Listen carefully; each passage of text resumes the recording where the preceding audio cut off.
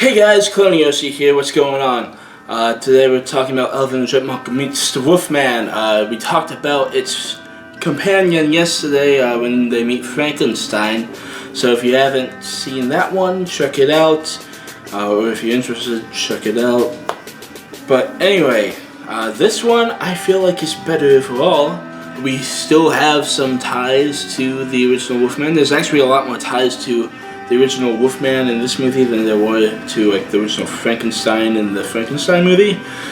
First off, the werewolf is Lawrence Talbot, and he says later in the movie that he has grandfathers that were werewolves, so maybe that's the OG Talbot that he's talking about. Who knows? But yeah, there's a lot of duality-isms to this movie. I feel like this movie has more of that theme to it.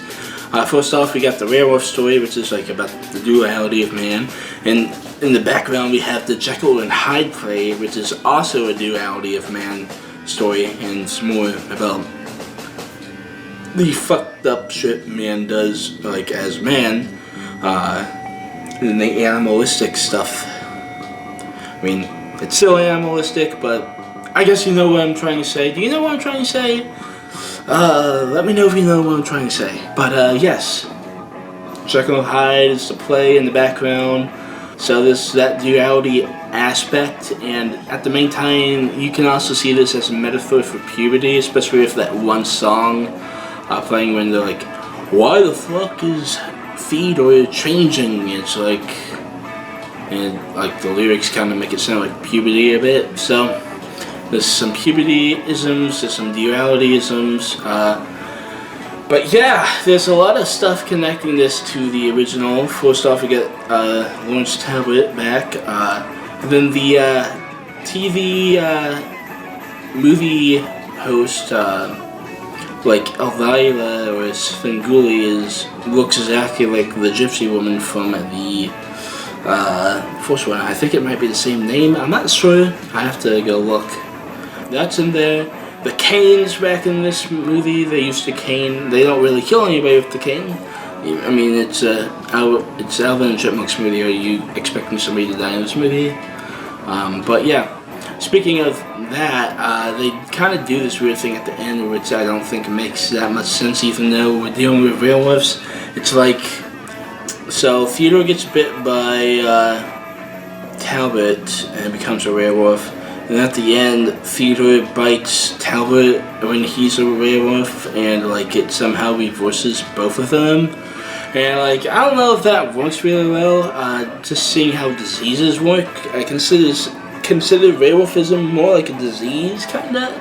And like, if you have that disease already, and you get bit, I think biting somebody who has the disease that gave you the disease is not going to cure it. I don't know how that works, but that's a weird ism that they have in it. I don't think it's been in anything else, so it's really, I think it's really much their own thing. But what else is going on in this movie is basically Jekyll and Hyde play, and weird shenanigans with Alvin and Simon trying to figure out why is Theodore a werewolf, and if their neighbor Lawrence Talbot is a werewolf, which he is.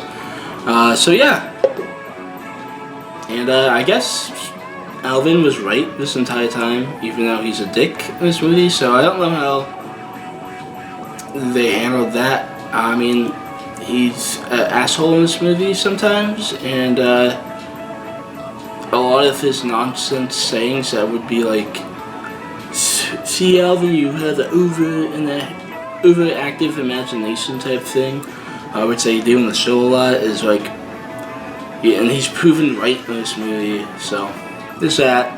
This movie overall is pretty good. I would recommend it for anybody who has a kid or is a kid or has watched this as a kid. You might enjoy rewatching this. I don't know if you can get as much enjoyment watching it as an adult for the first time, but it's not that bad. It's better than the Frankenstein one. If you have to pick which one you're going to watch, I would watch this one over the Frankenstein one. The Frankenstein one's more kiddie, I feel like. This one has some more adult themes and more about puberty, I feel like. So it's more about like transitioning into something and like trying to be your best self even though you have urges that are telling you otherwise type thing. So yeah, check it out if you haven't seen it. If you want to see it, you don't have to see it. For what it is, it's good. And if you like Alvin and Chipmunks, you'll probably like this. If you like 2000s kids stuff, you'll probably like this too. And if you like Universal Monsters, you might like this as it is kind of another werewolf movie, Wolfman movie, but with Alvin and Chipmunks. So if you are watching it for Universal Monsters, like make sure you have that in your mind that this is a kids movie rather than like the actual like Universal Monster movie. Yeah, so keep that in mind when you're watching, and I think you'll be fine. But until then, I'll see you guys tomorrow.